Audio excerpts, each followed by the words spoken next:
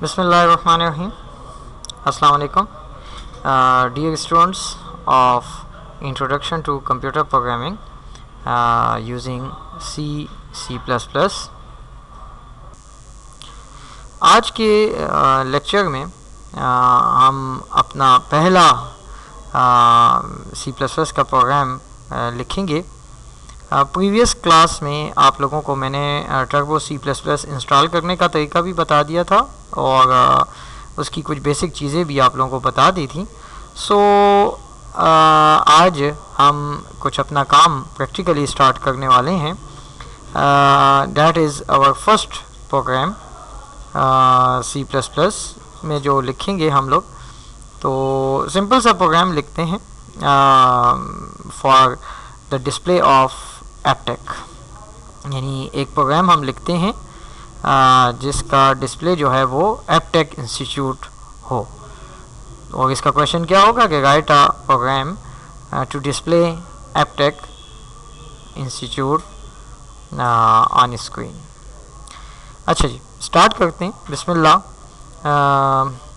हम सबसे पहले अगर इसके लिए आप लोगों को C++ के प्रोग्राम स्ट्रक्चर का जो लेक्चर था मेरा वो आप लोगों को याद होना चाहिए। सबसे टॉप पे हमारे पास क्या होता है, प्री प्रोसेसर डायरेक्टिव्स। ठीक है जी। तो हम इसमें जो चीज़ लिखेंगे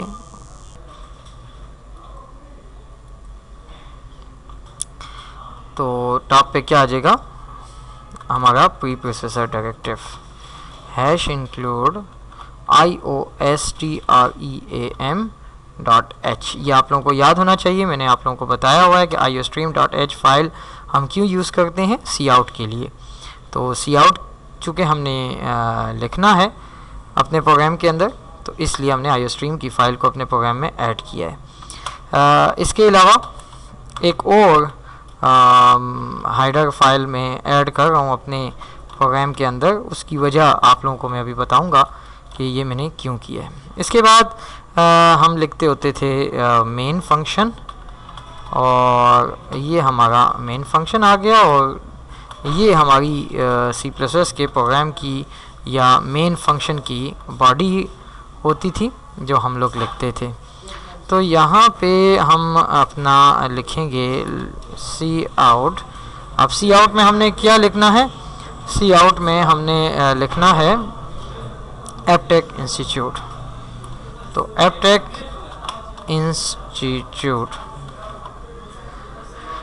इंस्टीट्यूट हम लोगों ने लिख दिया जो हमने मतलब डिस्प्ले करवाना था।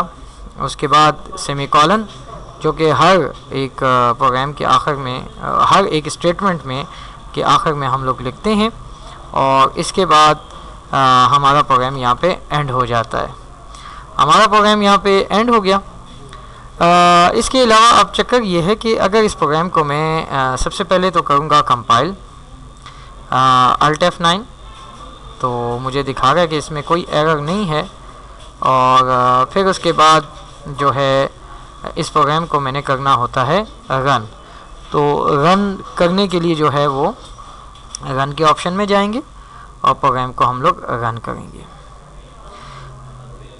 अब यहाँ पे आप लोग एक चीज़ नोट कर रहे हो, मैं रन कर रहा हूँ और वो रन करके जो है वो रन करने के बाद वो हमें स्क्रीन पे कोई रिज़ल्ट शो नहीं कर रहा। ठीक है। असल में ये रिज़ल्ट शो करता है, लेकिन रिज़ल्ट शो होने के बाद हमें दिखता नहीं है, हमें नज़र नहीं आता। उसकी वजह क्या है कि यहाँ पे जिस वक्त हम लोग कोई प्रोग्राम लिखते हैं, तो ये मैं कंट्रोल F9 कर रहा हूँ एक दफ़ा, फिर ब्लैक स्क्रीन आती है और आके गायब हो जाती है। मैं दोबारा कर रहा हूँ, गायब हो जाती है। उसकी वजह ये है कि हमारा प्रोग्राम यहाँ से शुरू होता है और यहाँ पे ख़त्म। तो वो एपटेक इंस्टीट्यूट दिखाता है, और एपटेक इंस्टीट्यूट दिखाने के बाद उसके बाद वो बंद हो जाता है, क्योंकि उसको ये बॉडी ख़त्म हो जाती है, मिल जाती है। तो अब इसका मकसद ये हुआ कि हमें यहाँ पे चाहिए होगा एक ऐसा फंक्शन या कोई एक ऐसी चीज़ जो हमारे इस प्रोग्राम को बंद होने से रोके। तो हमारे पास एक फंक्शन है जिसका नाम है गेट सी एच, जिसका मतलब है गेट करेक्टर। तो इस बॉडी के ख़त्म होने से पहले, ये जो बॉडी आप लोगों को नज़र आ गई, इस बॉडी के बंद होने से पहले पहले हम लिखेंगे और इसके ऊपर जो करना है हम अपना वो करेंगे, जो भी हमारी रिक्वायरमेंट है। लेकिन इस बॉडी के बंद होने से पहले हम एक गेट सी एच का फंक्शन दे देंगे, और उसकी वजह ये है कि ये कीबोर्ड से कोई ना कोई करेक्टर हमसे मांगेगा, और जब तक हम वो करेक्टर नहीं देंगे वो बंद नहीं होगा, और जब बंद नहीं होगा तो वो हमें अपना रिज़ल्ट स्क्रीन पे तब तक दिखाता रहेगा। अब ये जो मैंने फंक्शन यहाँ पे लिखा है गेट सी एच, तो इस गेट सी एच फंक्शन की जो हेडर फाइल है वो है conio.h। तो अब मैं जिस वक्त इसको कंट्रोल F9 करूँगा या रन से जाके मैं इसको रन करूँगा, तो अब ये हमें रिज़ल्ट दिखाएगा। अब यहाँ पे आप लोगों को एक और चीज़ भी बताऊं कि ये जो आप लोगों को लिखा हुआ नज़र आ रहा है एप्टेक इंस्टीट्यूट एप्टेक, ये 4-5 दफ़ा दिखा रहा है। उसकी वजह क्या है? उसकी वजह ये है बेसिकली कि ये जितनी दफ़ा मैंने कंट्रोल F9 किया और इसको मैंने रन किया, तो वो जो है वो स्क्रीन पर रिज़ल्ट दिखा रहा था, लेकिन ये है कि वो रिज़ल्ट हमें शो होता था, लेकिन रिज़ल्ट शो होने के बाद वो स्क्रीन बंद हो जाती थी। इसी वजह से हम लोगों ने यहाँ पे गेट सी एच का फंक्शन लगाया ताकि वो रुके। अभी आप लोगों को ये जो ब्लिंकिंग करता हुआ पॉइंटर सा नज़र आ रहा है, ये कर्सर जो नज़र आ रहा है, ये बेसिकली यही बता रहा है कि ये हमें कोई करेक्टर दें। तो अब मैं कीबोर्ड का कोई भी बटन प्रेस करूँगा तो ये अब बंद होगा। उसकी वजह क्या थी कि गेट सी एच मुझसे कुछ मांग रहा था, और उससे पहले वो एप्टेक इंस्टीट्यूट मैंने जितनी दफ़ा भी रन किया वो मुझे सब दिखा रहा था। ठीक है जी। अब लेट सपोज मैं चाहता हूँ कि ये जो स्क्रीन पे रिज़ल्ट दिखा रहा था मुझे सिर्फ करंट रिज़ल्ट दिखाए, पुराने रिज़ल्ट्स ना दिखाए। तो पुराने रिज़ल्ट्स को क्लियर करने के लिए हमारे पास एक फंक्शन है जिसका नाम है CLR SCR, जिसका मतलब है क्लियर स्क्रीन।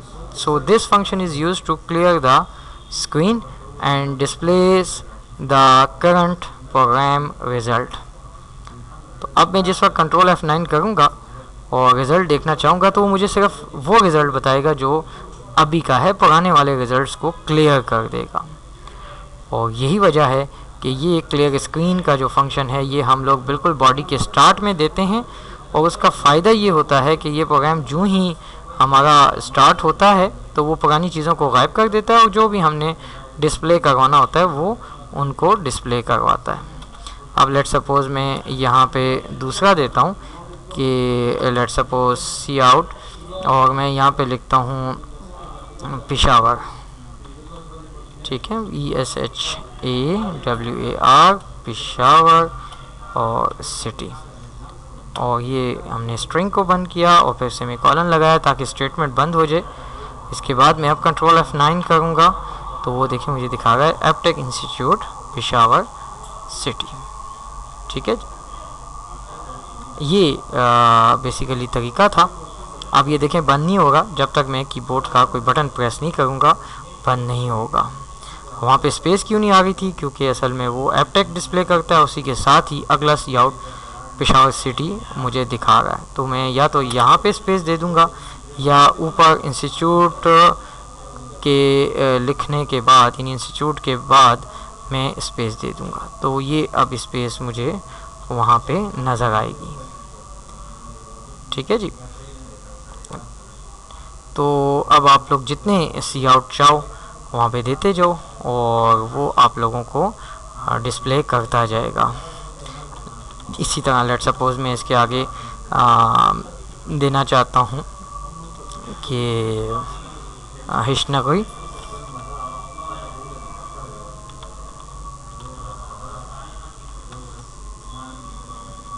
तो अब वो मुझे ये भी दिखाएगा। कंट्रोल F9 किया तो उसने मुझे ये दिखाया। ठीक है जी। सो डियर स्टूडेंट्स, ये हमारा पहला प्रोग्राम था। अब इसके बाद जो है मैं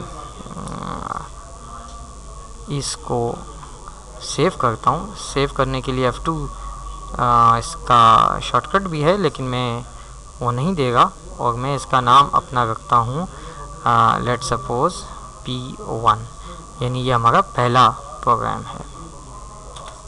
ठीक है जी, पहले से इसके नाम का मौजूद था तो मैंने इसको रिप्लेस कर दिया।